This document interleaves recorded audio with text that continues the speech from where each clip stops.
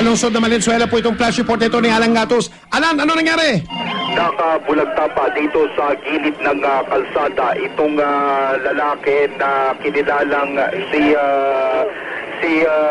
Nieves, Salvador Nieves, na gwardiya malapit lamang dito sa lugar sa Pisalaw Street sa barangay Pagpagin, Valenzuela. Nakasuot to ng kulay dilaw na damit at kulay itim na pantalon. Sa mga oras na to, kinondonan na ng mga tauhan ng Valenzuela City Police itong lugar. Nilagyan na patay na ba yung mamang yan? Patay na, Mike. Nakabulagta ito. Sa initial na impormasyon na ibigay sa atin ng mga tauhan ng Valenzuela City Police, ito ay pinaril ng riding in tandem.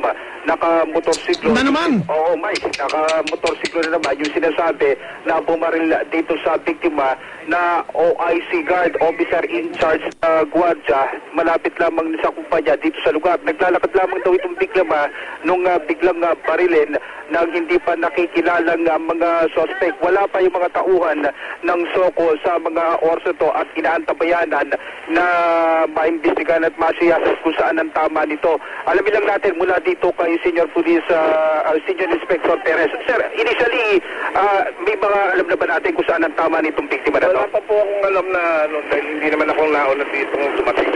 Pero inintay na natin ito ko para masuri. Hinihintay lang po natin yung investigador. Hindi bahala ang investigador. Okay. Lang, medyo magyala mo yung mga impormasyon na ibigay sa atin ni Senior Inspector Perez ng Valenzuela Police.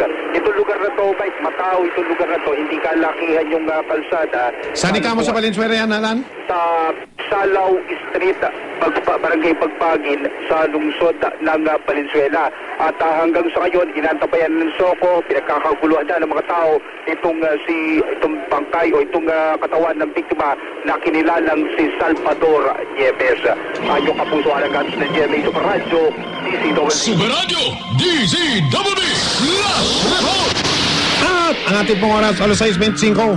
Pag-Double B sa News TV.